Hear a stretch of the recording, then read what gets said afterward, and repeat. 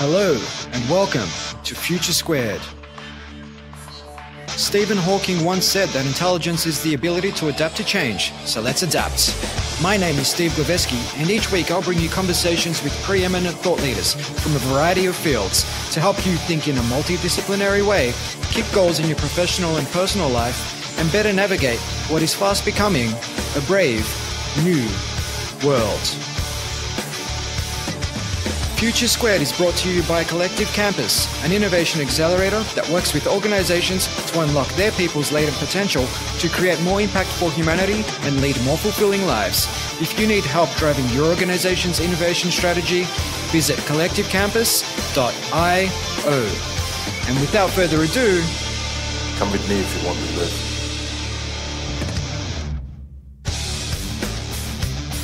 I think that is probably the single reason that we work so well as a partnership, and we figure out, like, it's the most bizarre thing. How often, Joe, are you and I talking and I make something and you're like, dude, I literally had that thought in my head like 12 minutes ago. Yeah, all the time. It's just like the weirdest like mind meld thing that's like happened over the years. And obviously for people listening, that's something that's really hard to systematize, but I do think that is like the key to our success so far. Mm-hmm. welcome back to Future Squared for a special midweek Double Trouble episode, as I bring you not one, but two guests. Joe Fier is a creative who came to the table with a video editing turned outsourcing business.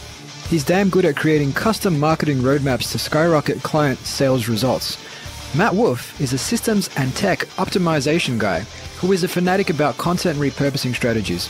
He's famous for SEO, data analysis, split testing, and conversion optimization. And together, they are the founders of Evergreen Profits, which they're building to become the largest online content marketing platform this side of Neil Patel. Their words, not mine.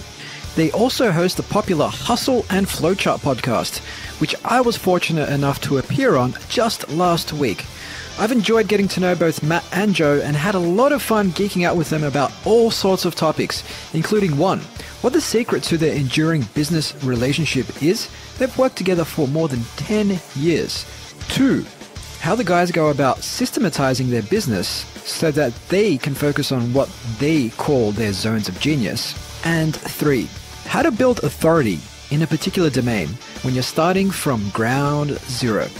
We also geeked out on really important topics such as tacos and three-ways. But don't worry, not those kinds of three-ways.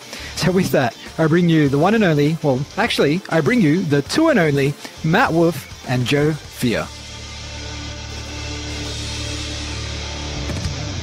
Welcome to the show, guys. Hey, Steve, how you doing? Yeah, thanks for having us. Doing really well. You guys are joining me all the way from sunny San Diego, California. Yeah, it's nice out here. I'm sure it is. And I'm sure many in our audience, particularly those in Australia, want to know the answer to this very important question. Who has the better tacos, LA or San Diego? Oh, San Diego, 100%. Really? What makes that's them... not even a question. What makes them so much better? How about the taste? It's a style that you're not going to find anywhere else in the U.S. and really Mexico. I mean, there's just a million. Yeah, well, I mean, we're technically we are on the Mexico border. San Diego is the first city once you cross over from Mexico and into California. So, you know, we've got the authentic people coming up and making it for us, basically. Fair enough. But I will say, I was in LA yesterday and I had Mexican food, and it's a type that you would not find in San Diego.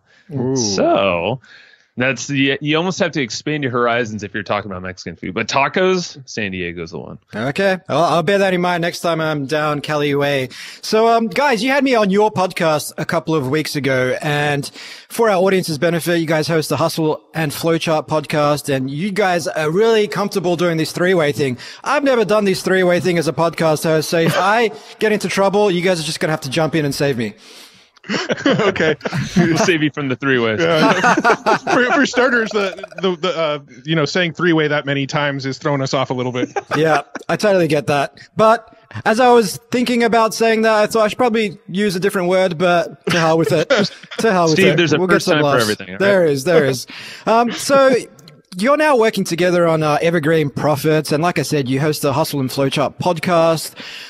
But I'd really love to know the backstory about how you guys came to work together. Sure. I don't know how far back we go. Anytime somebody asks us, we always kind of struggle to give an exact time frame. But we used to work together. I actually had a family business. It was a shutter company, like window covering shutters. And my mom actually hired Joe to work there. Joe and I were actually kind of acquaintances before that. We had some mutual friends. I was working at selling shoes behind the counter, and she walked up and she's like, "You know Matt, right?" I'm like, barely. That was that famous footwear, right? Yeah, damn, you're good. I thought I'd just drop that knowledge bomb in there. Yeah, we always called it Shoe World. Yeah, we just screwed around a lot. But she was like, "You have a good personality. You guys should work for you should work for my company." I'm like, all right. Yeah, I'm looking to move up. Cool. So Joe came over and worked at the company. He kind of ran the office side of things, and I ran the factory side of things. And that's when we really kind of got to know each other. And we both had this sort of mutual interest in entrepreneurship and business. We were always kind of tinkering on the side and figuring out little ways to make side money. And in about 2007, we started blogging together. We had a blog called How I Will Be Rich, which was a very similar name to I Will Teach You to Be Rich by Ramit Sethi, but it definitely influenced it. And we just started blogging, writing content together and selling advertising on the blog. And that was back in 2007. That evolved into 2 or 3 spin-off blogs that we did kind of the same concept with. And then, we did a lot of stuff in between from that point to now. Like I had an agency, video production work. I did a lot of video sales letters and webinars for the big marketing gurus and a lot of different people out there, product launches. Yeah. And then Matt you were out there doing a lot more info product stuff. Yeah. So since 2007, we've kind of worked together on little projects here and there. Like Joe said, he was more agency. I did more info product stuff. And in about 2013, we decided, hey, let's get really serious about Evergreen Profits in this business, and let's kind of go all in on this. And so we sort of teamed back up in 2013. We started as an agency, started building websites for people. And content marketing, did a lot of that for agency or client work. Yeah, we've kind of tested every single business model and offer that I feel like you could possibly do. Every online. Single business model, guys. I mean, come on, that sounds like a stretch. We try, man. Yeah, I mean, the adult industry was the toughest when Joe started doing those videos. Back to the 3-way. Yeah. That's right. So, guys, I mean, it's just a lot. We've tested a lot of businesses. We've worked together since 2007, just testing everything, and we've eventually settled on this affiliate marketing model as our main business model about maybe 3 years ago, and we've just been all in on it since. Fantastic. I love that story, and I love that you guys met through that sort of mutual introduction. And I mean, you've been working together now for over 10 years, over a decade. Now, a lot of people don't even stay married that long. A lot of people, I know people in my immediate network who got married and within 6 months to 12 months, they were game over, lights out, moving on. So what do you think has kept you guys working together? Not only working together, but working together in a meaningful way where you have built a profitable business. What is it? Is it complementary skill sets? Is it values alignment? What sort of stuff keeps you guys basically treading that trajectory?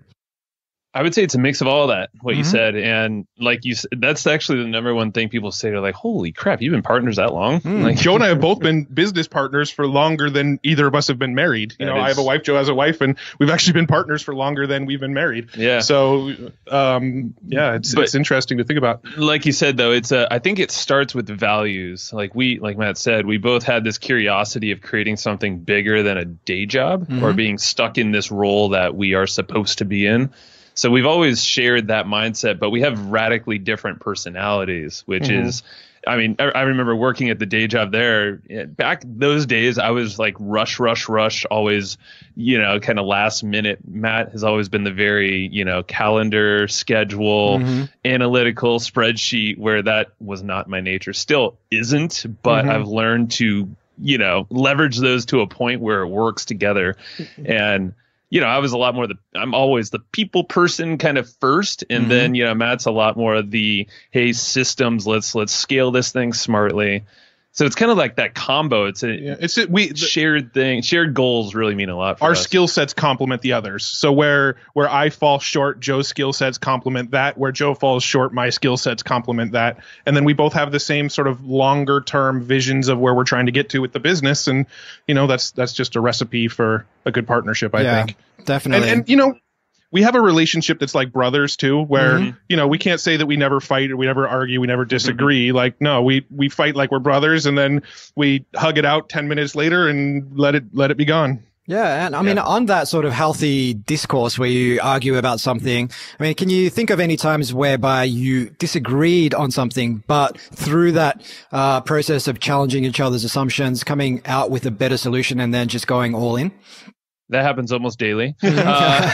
Some in more severity than others. I would say 2 weeks ago, Matt, that was probably the one that struck a chord with me. So, it's just personality. So you're going to take different things differently than other people. So, whatever's written or whatever's said, it's what's happening between your ears and your brain, how you're perceiving that thing. And personality wise, you have to communicate differently. So that's really smart to understand who you are and how you should talk to others who are different.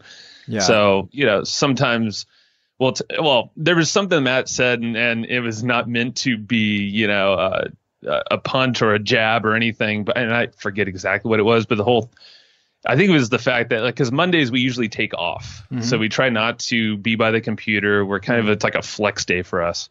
And it was something to the regard of like, whenever Joe gets to it, if he gets to it on Monday.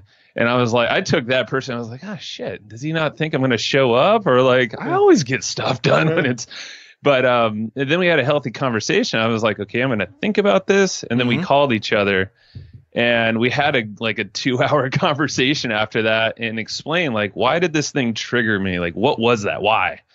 And it was the fact that Matt and I looked at each other. We're like, yeah, we were, for some deep-seated thing in our brains, we think that being by the computer means that that's progressing the business or that's what we should be doing. So I took it as almost like, oh, he thinks I have to be or I'm not going to work today. It's like, but in reality, work is like this, chatting with you, us game planning, walking on the beach and, game planning next year or something like that. So I think that's something a healthy conversation. Yeah. I think that's something that a lot of people, organizations are struggling to break out of. I mean, they've had access to these remote working tools and online collaboration tools for almost a decade, but we still tend to, and I guess it goes back to our upbringing, going to school and getting, our initial jobs and whatnot. We still tend to conflate work with actually being at your desk. And the longer you are at your desk, the more productive you are. I mean, what are your thoughts on that? Matt, you can go for that. Yeah, I mean, we agree with your point of view on it. I'm pretty sure here is we've had this big realization.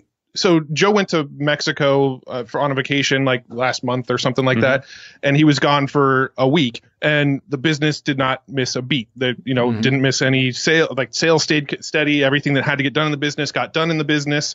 I was in Seattle for a few days just this last week. Everything kept on running, and so we've actually been forcing ourselves to get out of our head and realize that the income doesn't come from being at the computer. In fact, we were just having this conversation before we got on this call about what is the one big lever that we can pull in our business today that's going to make the biggest impact. And that's a conversation that we have like almost every single morning. We actually have an operations manager who helps run our business, and she checks in with us every day and says, what is that lever that you're pulling today? What is that one big thing that if you did this today and you didn't do anything else would move the needle in the business the most? And so we're constantly thinking in that way. Yeah, and I think that's such a powerful question to ask. And even at a more sort of holistic life level, asking yourself, how might you achieve your 5-year plan, say in the next 1 year? What would you do? What are the key things you could do to really move the needle forward? And it's so easy to just fall into the motions of doing what makes you feel like you're busy and hiding behind the veil of busy as a surrogate for self-worth, but not actually moving the needle. And I know you guys have thought at length about systems and building systems that are repeatable, actionable, and can generate for Evergreen Profits multiple streams of income. So I'd love to dig a little bit deeper into what some of those systems look like. Sure. Yeah. I mean, it's a mix. I would call it a mix of people and automations, tech, things like that. So luckily, I'm a people person more or less, and Matt's more of a systems guy. So, there's the delineation right there. So people, Matt already said, we have Shannon, who's our ops manager. And ironically enough, we started talking about personalities. She was hired based off of how her personality is and how she would work with our personalities using the Colby test, that score. So it was really interesting because it started with personalities. So we filled this gap that we needed, which we're not operational. We can get stuff done, but we are not going to be the people that want to manage people or systems or, tasks. Like, that's her, not us. Yeah. So, she handles all that. She does our hiring. We're big on apprentices or online interns to do a lot of our work. So, we have an intern that does show note writing for us or social media sharing. And that's all her. Like, she finds them, manages them. That used to be us up until, early this year. Yeah. So people is a big thing. And what was the trigger moment that got you to start thinking about systematizing a lot of this stuff? Like you said, I mean, that used to be you up until earlier this year. What was it? Yeah. So this year was interesting. We pretty much started from scratch, I would say. Yeah, we kind of like shut off all of these other products and things we were selling because we were doing way too damn much at once. Yeah. So in 2018 and probably 2019, but definitely 2018 was like simplicity was our big thing, has been our theme. Yeah. And we knew we were just doing too much shit, and the money wasn't coming along, and we found ourselves behind the computer too much. Yeah, I feel like we've always been sort of thinking of systems. How do we do the minimum viable work in our business? Like, I feel like our brains have always been on that. It's just the sort of magnitude of that question has changed over the years. So in the very beginning, we're sitting there, we're typing every piece of content that goes on our blog. We're setting up WordPress ourselves. We're installing plugins. So like the first thing we systematize is, let's find somebody to, log in and update our plugins for us on WordPress. Very, very small, simple, easy thing to systematize. And now we're no longer doing those little tasks, but we're still the guys creating the content. We're still the guys running the ads. We're still the guys driving the traffic. We're still doing most of our business. So over time, it's kind of been this sort of expansion of what we can systematize. And now we're at this place where we want to systematize things like buying businesses and systematize things like we want to own like 10 businesses and all of them just kind of run themselves, and then we're getting people from each of those businesses reporting back to us. So it's just what we've systematized has changed and evolved and has gotten more bigger and bigger and bigger picture over the years. Yeah. And I love that your company mantra now is to work in our zones of genius, prioritize our to-dos, and delegate the rest.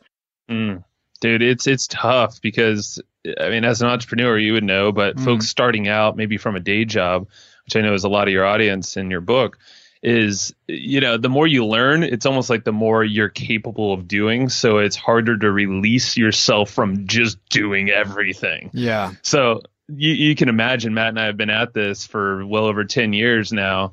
So we've learned a lot of stuff. Like, we're capable of doing so much, but then we'll find ourselves at like 2 a.m. We're like, shit. Yeah. Well, I mean, one of the hardest things to get out of as an entrepreneur is seeing the stuff that needs to get in your business and thinking to yourself, that's pretty quick. I'll just jump in and do that myself real quick. Right. Like, that's a scary rabbit hole to go down, because next thing you know, you're just doing everything in your business, working 70 hours a week. Yeah. Yeah. And that just real quick, it's never just real quick, because you might be working on, say, writing an article, for example, and, just real quick, I'm going to respond to this email. And that takes you out of flow. And then getting back to that article and getting back into the zone, it could take you anywhere from 15 minutes to 30 minutes just to get back into it. And if your day is littered with a lot of these just real quick things, you find yourself at 7 p.m. in the evening and having not really done anything to move the needle. 100%. Yep. I think one of the things that I would say is like one of mine and Joe's superpower that we both have, and I think it's what made this partnership work so well too, is that Joe and I are both very, very introspective people. We really, really spend a lot of time thinking about how to communicate with each other, how to communicate with people, how our actions affect the other person. We're very, very sort of introspective.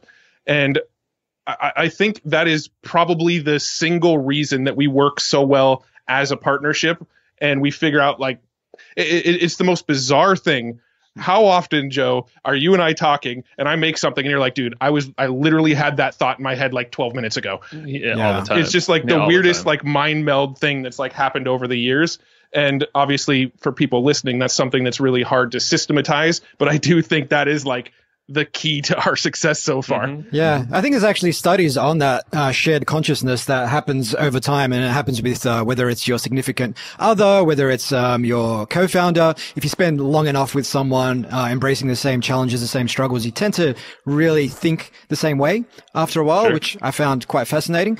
But on that whole notion, I think that's so important to call out, the fact that you are introspective, because I like to say there's two types of autopilot: good autopilot and bad autopilot. Now, in a business, you want your business to be on autopilot. You want to automate a lot of that rudimentary process-oriented stuff. You want to outsource everything that can't be automated, that doesn't align with your zones of genius.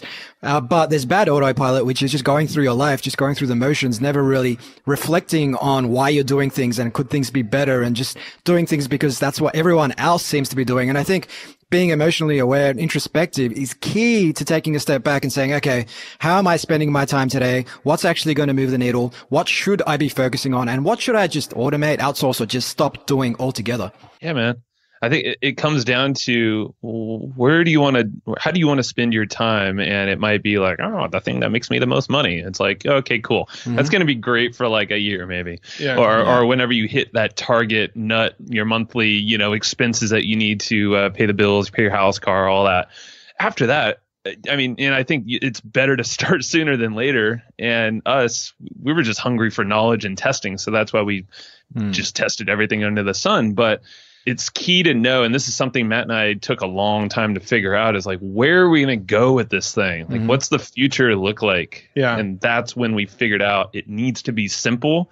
And the whole thing of Notion, we don't want to own 10 businesses for the money. It's to allow ourselves to create this life, to give back, to have these experiences all over the place. Like, these 10 businesses, that can mean 10 properties. Like it doesn't mean we're going to start more online businesses, for instance. Yeah. I mean, I hate to sound cliche, because I know it doesn't always make for the best podcast interviews, but the mindset aspect of business is so insanely important. And I think so many new entrepreneurs, the ones that are, just getting out of the day job, I think, and I was 100% like this when I quit my job back in 2009. I just thought, the mindset stuff, that's crap. I'm not going to worry about that.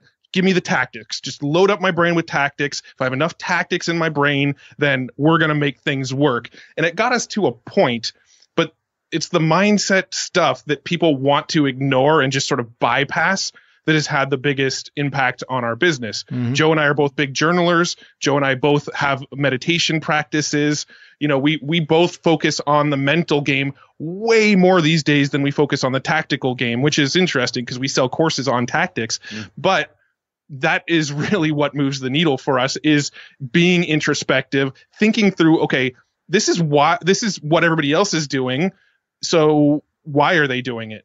I think so many people, there's this whole like funnel hacker culture right now of go look at what other people are doing, model the successful people, and you'll be successful as well. And I kind of call bullshit on that. I think you need to question everything. I'm personally in the state that when I see other people doing something, I'm going to sit there and go, okay, why are they doing that? Is there a better way? Does this even make sense to do it this way? And I feel like this current like funnel hacker culture that we're in, people don't spend enough time trying to understand the why behind things. Yeah, could not agree more on that. And I think it's Ben Horowitz from Andreas and Horowitz who says the number one skill that a CEO needs to develop is managing their own psychology. And, after spending, as you guys are aware, almost a decade in the corporate world and now about 7 years in the entrepreneurial domain, I would say that I have had to focus way, way more on developing my mindset as an entrepreneur than I did when I was in the corporate world. I've read countless books on philosophy and,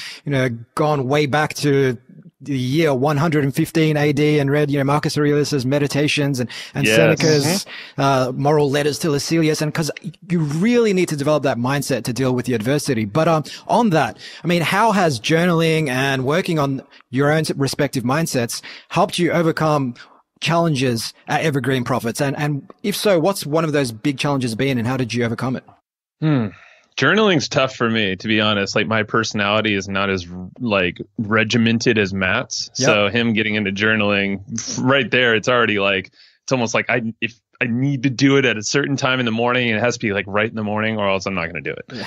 So it's understanding my personality, I think, has been thing number one, and then journaling comes from there. But it's taking some time. Like for me, you know, I'll have the occasional cold shower, like I know you do as well. Wim Hof.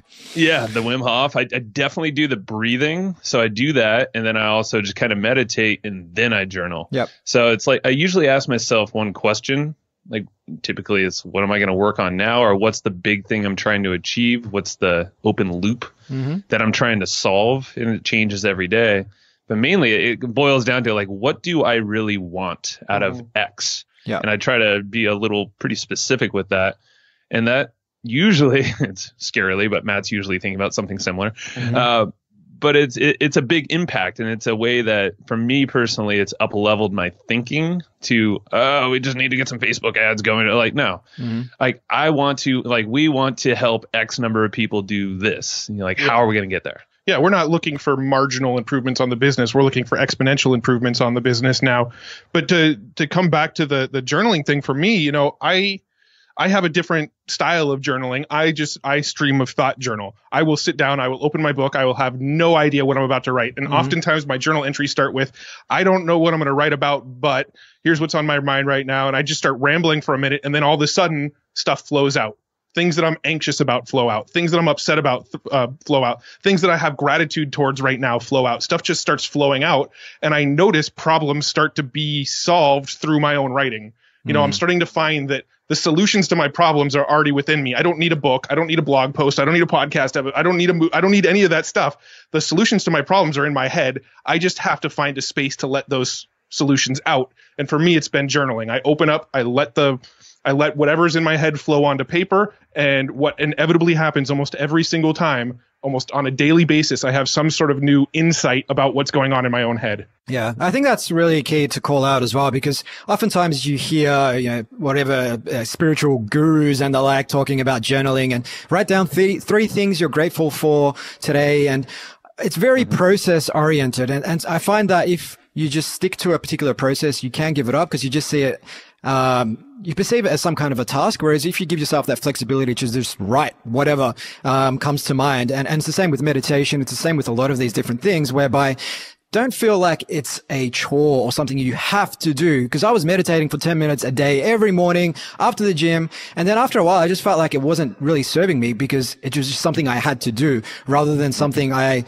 wanted to do. And so now it's more or less sporadic. It's maybe 4 times a week. If that, when I journal, similar to Matt, just go off on tangents and just get thoughts out of my head and onto the paper. And that just gives me the clarity to keep going. But just on that, I mean, whether it's journaling, cold showers, meditation, whatever you guys do, that gives you, that calm, that clarity to make better decisions. Now, in your business, what's been one of the big challenges you've had to overcome, by virtue of being grounded and not being in this state of constant reaction, to external stimuli? Yeah. So something that and I alluded to it a little bit in the beginning is, and what Matt said is definitely a big part of this, because it took us legitimately until probably this year to get super clear on what, like, the communication is a massive part. Because like he just said about anxiousness, like I will have that occasionally. I had a little bit of it today, actually. Didn't even really talk to him about it, but it was fine because I was working it out myself, that we have. It wasn't until we actually got very honest with each other that we had that clarity, because you got to think that is slowing you down mentally, physically. You might feel a pain in your stomach. Your head's all flustered. I know for me, that's how I feel. Meditation helps, but also just communication. But going back to like really the question, it's the start and stopping of stuff. So a big issue in our business is that, you know, we haven't really stuck it through. I mean, we've been doing it now, but that was the big shift, is that we would maybe give something like 3 months at a time. Yeah. A year maybe would be the longest. And then we wouldn't allow that thing that we're building, that agency, that product, that whatever we're doing, to actually grow and take its own time to like become something because we would just kill it too fast because we saw something else. I would agree with that. I would say that's been a big hurdle that we've overcome, is that sort of for lack of a better term, like a shiny object syndrome. We get an idea for a business model. We start down that path. We do it for like 6 months, and then we find another business model and go, wow, that looks like a cool idea. Like, oh, everybody's killing it with e-commerce on Facebook, or everybody's selling t-shirts with people's names on them on Facebook ads. Like, let's go test that. And we've tested all of that. We've played with all of it. It's that jumping around that just killed us. We never got any momentum with anything. And it's only been the last like 3 or so years where we finally found this momentum, we found our force that we're working with, that we like, nobody can stop this train now. It's just moving too fast. So, I would say that's one. Yeah. But I want to add to it. The other one, it took us the longest time to get comfortable delegating things in our business as well. It really took us a long time to say, to go, okay, this person may not do it as well as me, but they're going to do it good enough, and I'd rather buy my time back. And that was a big hurdle for us to overcome for a long time as well.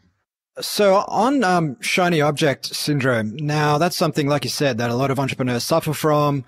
They say yes to everything, and by virtue of saying yes to everything, they're basically spread too thin and nothing they do really works out. I mean, what sort of advice do you have for budding entrepreneurs, for existing entrepreneurs listening to this, who may fall victim to shiny object syndrome? Because some people will say that, hey, you've just got to keep hustling, keep pushing, and eventually you'll break through.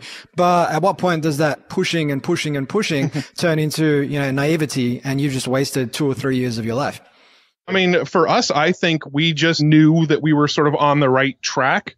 For us, it was there was a lot of feedback. So we managed to build big audiences for ourselves. At one time our mailing list was over 100,000 subscribers. We've pruned it way down now, but at one time we had a really big following, and every time we jumped around from idea to idea to idea, we would put it out there to our existing following, and we'd get kind of lukewarm responses to it. And it's only been within the last few years that pretty much everything we're doing, people are kind of getting on board with. So we had this sort of audience that we were constantly testing things against. So we had that benefit. It's really hard to say. I mean, it's one of those things that I'm not sure what the best solution is, but you got to try some things and find out what you enjoy doing, I guess. Yeah. And I guess listen to your gut as well, right? If you're not doing that, so a big thing is creating some, and this goes back to kind of the big things that allowed us to grow ZGP, Evergreen Profits, is creating a little bit of that just downtime that you can actually reflect on what the hell you're doing. Because if you're just constantly hustle mode, and this is my nature, is to just go, go, go. So I'm talking to myself, and a lot of entrepreneurs too, is like this quick start. That's kind of Colby term, but like we actually just saw like 60 entrepreneurs say their score. And more often than not, like everyone was like a 7 and above. This is a 1 to 10 scale of this quick start, which is just like you want to test quick and you want to get started and move. And I think that's just an entrepreneurial trait. So you need to give yourself a little thinking time, for one, like spend an hour a day and start at the very beginning, because I think instilling that is a good habit. Maybe it's meditation, maybe it's a walk, working out, whatever the hell it is. Just like get introspective if you can, and then write some stuff down. But then the second thing is just test quick. Yeah. Like figure out how to test your idea somehow quickly, however that's going to be. And I wanted to add on to that and kind of give them some sort of like tactical advice that somebody can go and test. I mentioned that we had a big audience. We built an audience early on, back in a day where it was a lot easier and cheaper to build a mailing list.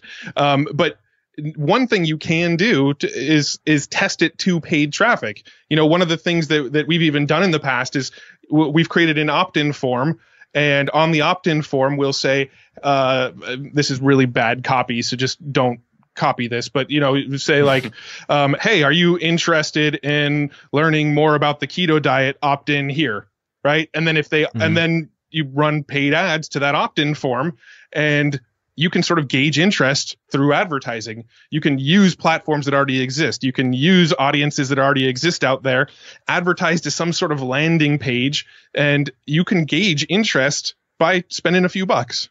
Couldn't agree more. And as you guys know, I'm a big advocate of that approach, having tested a number of product ideas, some successfully and many unsuccessfully, just by throwing, say, $50 to $100 of money on Facebook ads. In some cases, that's led to us building six-figure businesses on the back of that, such as our Lemonade Stand program. And that was literally just $100 Facebook ad that we ran to determine whether or not there'd be any interest in children's entrepreneurship program amongst young mums. And for the 200 clicks that we got, a 10% conversion rate, that's 20 ticket sales. We had a full class and all it cost was $100. And you compare that to what a lot of entrepreneurs do when they fall victim to paralysis analysis. They fall victim to shiny object syndrome. They fall victim to perhaps spending more money and time taking something to market than they should. I mean, in today's landscape, there's no excuse not to be testing your ideas. And then again, you've got to determine what the success look like for you on the back of those tests. What sort of click rate makes sense?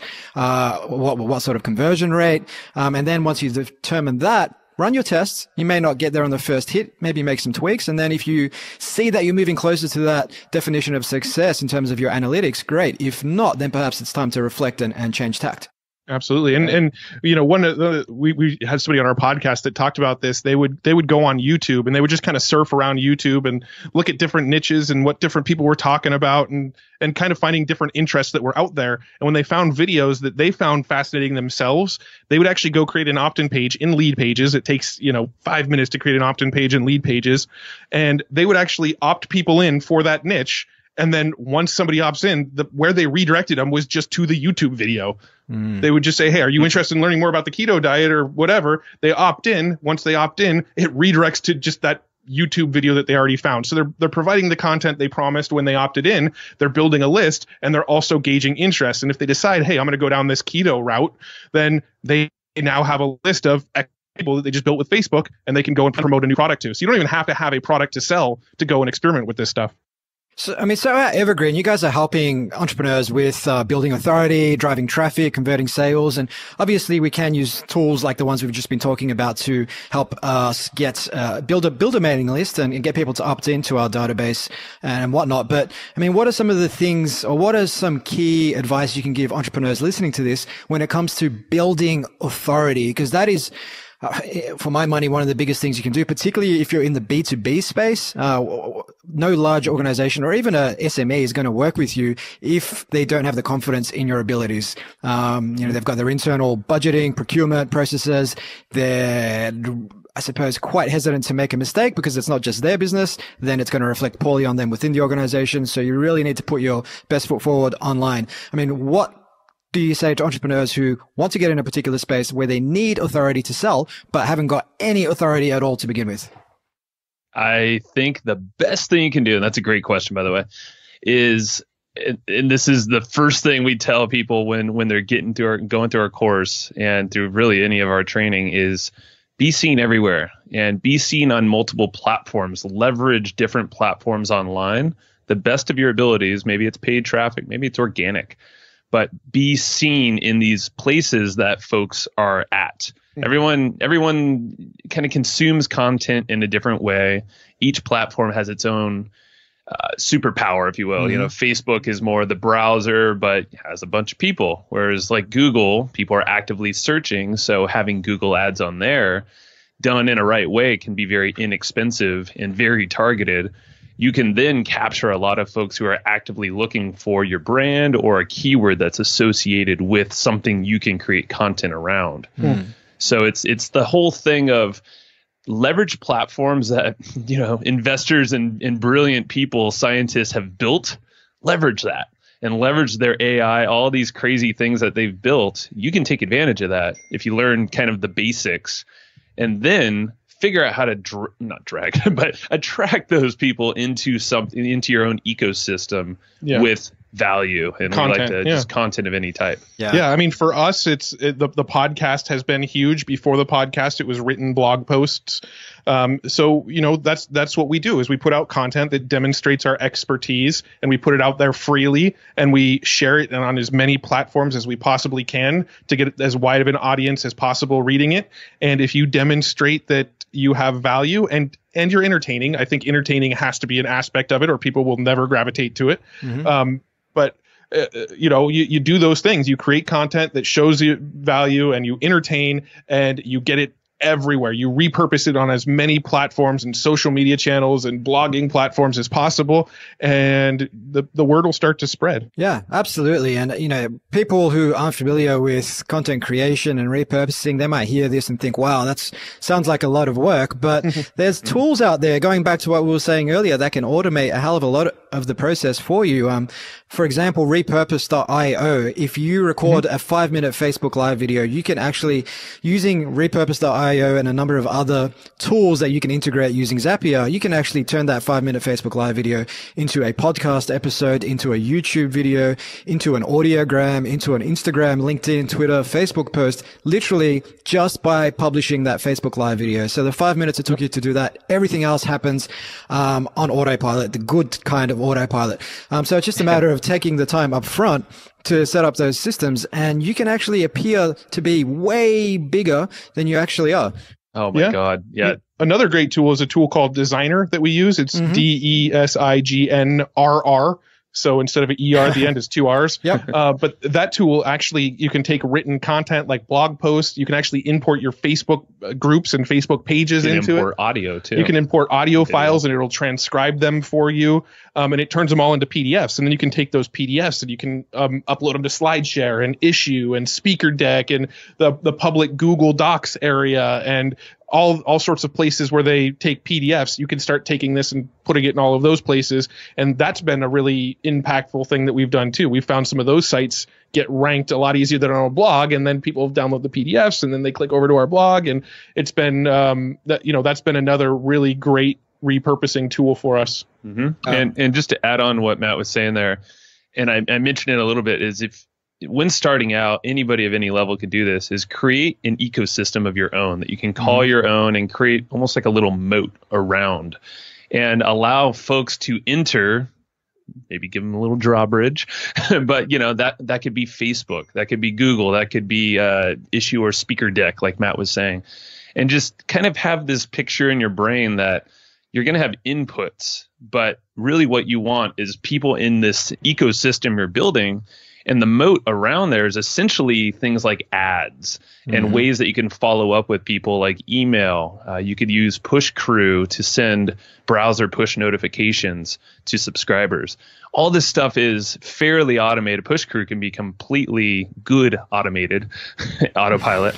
And that's just, and mini chat's another one for chatbots, Facebook messaging.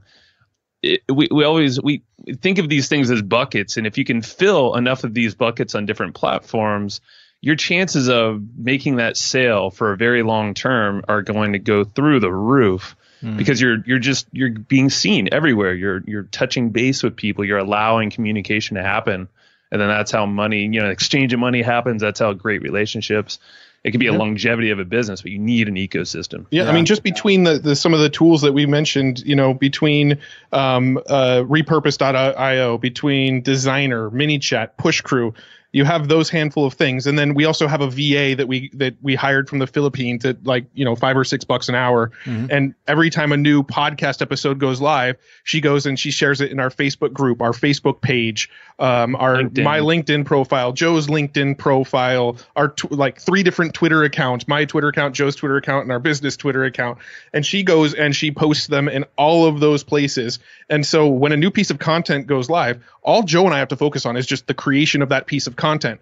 Once that content is done and we put it in Dropbox, for us, it's mostly podcasts. We put the file in Dropbox, and within 2 days, that piece of content is all over all these platforms. It's either automated or we have our VA just posting it everywhere. Yeah. And I think Tim Ferriss calls that the surround sound effect, where you just appear to be everywhere. And I know he used that strategy when he was marketing the 4-hour work week before his star had really ascended. And in that case, it was about getting the book into the hands of some of the most influential people he could, who would then proceed to share it at the same time. So he seemed like he was anywhere and everywhere to people in that particular ecosystem. And nowadays, like you said, like they've clearly articulated, you can automate a hell of a lot of that stuff. And this is something that I think too few entrepreneurs actually get, particularly those who are jumping into it for the first time.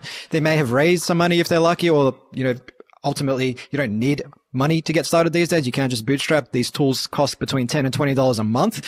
But they will spend a whole day doing this stuff. Like they might write a blog post and then they'll start repurposing it and turning it into a PowerPoint deck to put onto SlideShare. And then they'll do all the social media posting separately themselves. And they can waste so much time. And time is an absolutely precious commodity. And you can't afford to be wasting it doing all this stuff manually when there's tools to automate it, when there's people you can outsource whatever can't be automated to, like you said, $5 to $6 an hour, which is cheaper than what I'm paying out to the Philippines. There's no excuse. And that way you can focus on what you guys call your zone of genius. There you go, man. Absolutely. I mean, that's what we do in a nutshell, and you can apply that anywhere. Anyone can swipe and create their own little space in any niche. Well, Absolutely. even with written content, I know that's kind of a hurdle for people. They think of it as this long process to create a written piece of content. And that's even something that we've got pretty well systematized when we create written articles now as well, where we essentially will go and we'll create an outline. We'll say, these are the points we want this article to touch on. We'll create an outline. We'll go and hire a writer to essentially write us a rough draft, right? So we go and we don't want a perfectly polished, like completely done article. We just get them to write the rough draft. And you can get writers to bring down their, per word cost if you're telling them, look, we just need a first draft. Follow my outline, write a rough draft of this. And we'll get them to write that rough draft. And then we have another editor follow the person who wrote the rough draft and polish it up. And so most of the written content that we even put out now, we kind of write that initial outline. Like, these are all the points we want to make sure this piece touches on. And then other people finish off the process very, very inexpensively. Yeah, no, I love that. And you're ultimately just focusing on the last mile there, in terms of you're not writing the whole piece. And we're seeing this play out as well within, say, large companies, for example, law firms. You've got contract creation, execution, and review tools that do 90% of the work, but then a human being, a senior associate or whatever comes in for the last 10% and reviews the output of this automation tool. You don't need to be doing every single little thing. And I absolutely love that, because that's something that I am not currently doing in terms of the blogging piece. So I may explore that after this show. So thank you for the tip. But you mentioned your podcast earlier on. You've talked about different platforms, getting onto, different social media networks and everything else. But I'd love to fill our audience in on your podcast, Hustle and Flowchart, why you guys decided to launch a podcast, and in what way has it benefited your business? So the Hustle Flowchart, shortly, feel like the feeling kind of changes and morphs as our interests change and morph, because it's just an extension of our brain, and we like to be selfish with it. But usually that leads to really impactful conversations that everyone can benefit from. But at the end of the day, we are bringing in experts and folks who are doing something amazing, but usually in a different way. So we try to unlock that thinking and how we can present that to folks in an actionable way so folks can try it for themselves. Right. It's kind of a different way of thinking is really what we're going after. Yeah. So to add on to it, we actually started podcasting back in 2010. And we've had 5 or 6 different podcasts over the years since then. This one's the one we've been doing the longest. I think we're approaching our 2-year anniversary of doing this podcast now. So this is the one that we've stuck with the longest. But originally, when we first started podcasting in 2010, we got sort of caught up in like, this is going to be the next business model. We're going to get millions of downloads and we're going to sell sponsorships. And, look at what Pat Flynn is doing. Look at what Lewis Howes is doing. These guys are just crushing it with podcasting. And so we actually went into it back then as like this business model concept. Like we said, we've tested everything. And so we thought this was going to be like a great business model. We get to talk all day and people will pay us for it. Well, it didn't quite pan out that way. We kind of got nobody to ever give us a penny towards the podcast. And so it fizzled out pretty quickly. We kind of had all these questions. What are we doing this for? Why are we spending our time on something that doesn't add revenue to our business? And it wasn't until 2015, 2016, whenever we started up this podcast that we're doing now, that we actually went into it with a 180, completely different intention. We decided this time around, let's create the podcast, to network. This is a systematized networking tool, right? So every time you've been on our podcast, so you've seen it. Every time we have somebody on our podcast, we always follow up when the episode goes live, and we always ask for, hey, can you recommend somebody else that would be a great fit for our podcast, right? So we always do that. So it became this sort of systematized networking process where every podcast guest usually leads to a couple more podcast guests, and it's just like this pyramid scheme of networking and getting to know more people. So that was point A. But point B, when we started really early on, we were bringing in people that were essentially high paid consultants and saying, look, come on our podcast, let us pick your brain, and we'll put you in front of our audience. So we were essentially getting about an hour's worth of free consulting every time we brought somebody on. So there's a lot of value in that because, a lot of the people that we interviewed, they charge, $500 upwards of $5,000 an hour for consulting. And we're bringing them on our podcast. We're asking the questions that we need help with in our business. And we're basically getting direct answers from them about things that we should do in our business. And those were the two reasons we started this podcast up. We started it with no sort of monetary ambitions. It was just purely networking and getting to pick the brains of the smartest people that would help our business the most. And, over time, it turned into something that we really figured out some smart ways to monetize. But that was the intention when we started. Yeah. Yeah, I absolutely love the learning component of that. And I feel the same way with the Future Squared podcast, which I feel, for me, it's kind of like my own little private university. I mean, I've had about 25 to 30 big name professors from Harvard and MIT on the show, and I get to ask them questions that I'm interested in. So it's like I've put together this show with 300 mini lectures, if you will, from preeminent names in their fields. And having those conversations, I find I tend to remember a lot more from those conversations than I would from, say, picking up a book, unless I go through the process of writing down what I've actually read and then teaching other people. And it also gives me the liberty to sound a lot smarter than I actually am when I recount what someone else a lot smarter than me has told me. Yeah. And coming back to your question too about authority and branding, being seen with some of these names that, we've had the opportunity to interview, you've had the opportunity to interview, that's branding and authority right there. Just being able to say, look, I've got an interview with, David Allen, or I've got an interview with Mike Michalowicz, or, some of these guys that we've interviewed in the past, that the people who know who those authors are, now they associate that author with us. So that is an authority booster right there. Yeah. And it's also just on authority boosting. I mean, you don't go into these things expecting to get something in return, but you would be surprised just how helpful, say, a podcast guest can be once you've actually gone out of your way to promote their brand. I know you guys know my story with Tim Harford, who basically gave me a playbook to get my own book deal. And more recently, I got Adam Grant to provide an amazing endorsement for my book, which is now on the front cover. And it says something like, if you're looking to make the leap from employer to entrepreneur, this is a playbook for making it happen. Now, unless I had him on my show, there's no way I would get such a, preeminent author, New York Times bestseller and everything else to endorse my book. He'd think, who the hell are you? Why would I want to endorse your book and support you?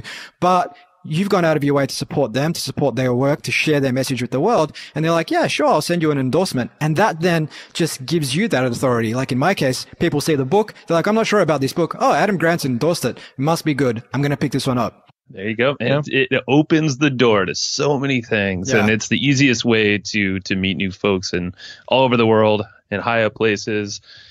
Oh yeah. We've had so really many similar experiences. We could probably give you a whole podcast for an hour of just case studies of that kind of stuff happening as a result of the podcast. Yeah. Fantastic. And I mean, even between ourselves, we've been back and forth via email since our conversation a couple of weeks ago, talking about book deals and lemonade stand and getting each other on other people's podcasts. And that's literally just from a random connection that we made a few weeks ago, and it's creating so many opportunities. Yeah, absolutely. We appreciate you for all that, because it wouldn't have happened unless you reached out to us, Yeah. Awesome, man. Awesome. So, gentlemen, you've provided our audience with a wealth of value bombs. But before I let you go, we've got to jump into our 3-question lightning round. Are you ready to rock and roll? Let's do it. Let's do it. Question number 1. If you, and by you, I mean Matt and Joe, could work for any company at any stage of the company lifecycle, who would it be, and at what stage of the company lifecycle? First one that comes to mind is Virgin. Richard Branson. I mean, just the fact that the way that guy thinks and how he's grown so many companies under his umbrella, yet he lives this amazing life. I would love to just be a fly on the wall, or just be involved in the earlier stages, maybe not the early stages, but like when he's kind of getting some traction. Yeah. Oh, for me, that's a tough question. I don't know. My brain instantly jumped to like Tesla, because I sort of have like this almost like an engineer brain. I like to figure out how to fix things and and find solutions to problems. And I don't know, that's just the way my brain works. And I feel like Elon Musk and that whole crew over there, that's the type of people he recruits. And I could see myself thriving in that kind of environment. Yeah. Excellent answers. And I think with Branson, I think he's a manifestation of what happens when you automate and outsource like a king, because his whole philosophy has always been hire people smarter than you, give them a worthwhile mission, give them the tools they need to succeed, and get the hell out of the way. Yes. He's not trying to do everything himself. So he is the embodiment of what we've been talking about today. Question number 2, guys. If you could ask anyone a question, dead or alive, who would it be and what would you ask? And maybe this time Matt can go first so Joe has time to think of an answer. Yeah, but now I need time to think of an answer. If I can ask anybody anything, dead or alive. Oh, shoot. I don't know. I mean, I'll buy you some time, and I know it sounds stupid, but honestly, Richard Branson. I mean, maybe that's just an easy one. Yeah. Okay. What would you ask?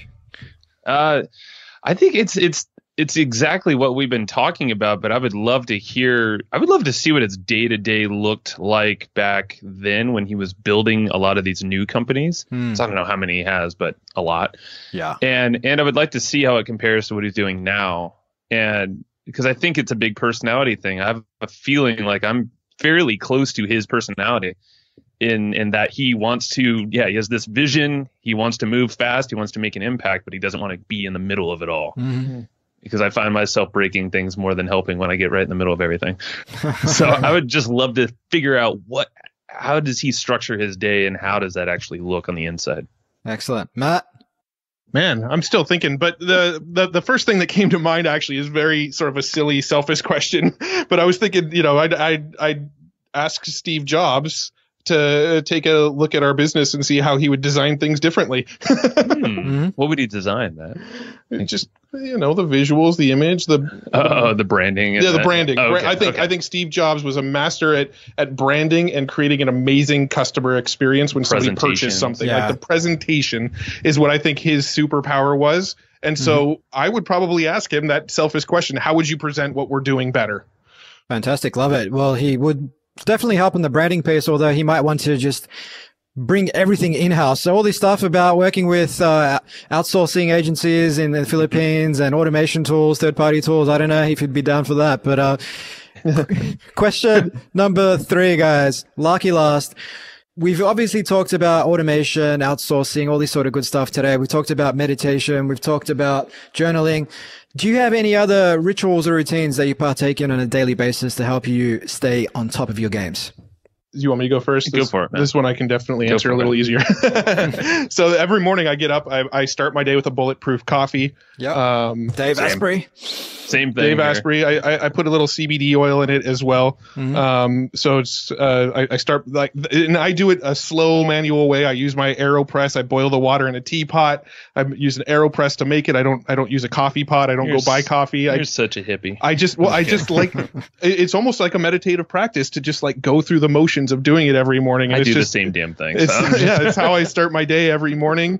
I tend to journal more in the evening, so right kind of close to bed, I like to unload my brain. I use a tool called OmniFocus every day, which is a sort of brain unloader tool also. You go in and any sort of tasks or things that you need to get done anytime ever, even if it's something that you want to do 10 years from now, if it's on your brain, you unload it into a tool, into OmniFocus. You don't have to use OmniFocus. You can do it on a notepad.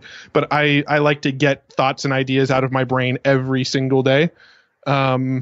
You've given too many answers. That's it. I mean, those 3 things are the 3 things that I can say I've done every day without fail for the last at least a year. I will say Matt goes on a nightly walk as well and listens to a lot of Joe Rogan. That is true. Yes. That is another nightly routine. I walk my dog. Do you listen to Joe Rogan on 2X or? I listen to him on 1.5X. Yes. I used to go 2X, man, but I had to bring it back to 1.5 because 2X, I think after a while, you're just hearing it, but you're not listening. Exactly. Yeah. So I'll answer. I keep it I work out a lot. I aim for about 3 times a week. I have a gym in my garage, but that's even hard enough to get in there, even though it's like 10 steps away from my office. But just getting outside is a huge piece for me, and getting to nature, if that's just working out working in my yard, literally just playing with my dogs, hanging out with my wife.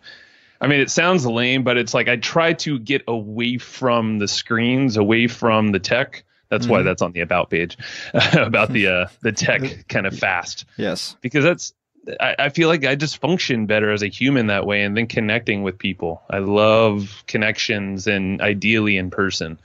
So that's what I'm always striving for. And then the last thing is I try to reach out to one person each day via text mainly. So someone who is just on my mind, I will just send them a text, maybe just a call depending on who they are. But I find that makes me feel great, more connected, and it usually brings out some cool opportunity that what was going on. It's just interesting. The synchronicities, usually they're like, oh, I was just thinking of you. It's like, yeah. So universe works in weird ways. Beautiful. Absolutely love that. So guys, this has been a lot of fun. Where can our audience find you online? So if you go to evergreenprofits.com/future, so our main website's evergreenprofits.com. All of our podcast, all of our content we've ever created, it's all there. But we actually did create a special URL at evergreenprofits.com/future. We have a book called the Evergreen Traffic Playbook, where we actually never even got into our main traffic strategy on this podcast.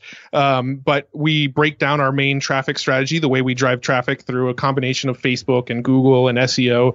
We have this very systematic way to drive traffic, and we break all that down in our book. But we actually also really dive deep on all the content repurposing strategies that we talked about today in that book as well. So if you want that book, we actually have a free copy for the audience over at evergreenprofits.com/future. Fantastic. We'll add that to the show notes for our listeners, and everybody out there listening should run quick to evergreenprofits.com/future and download our copy.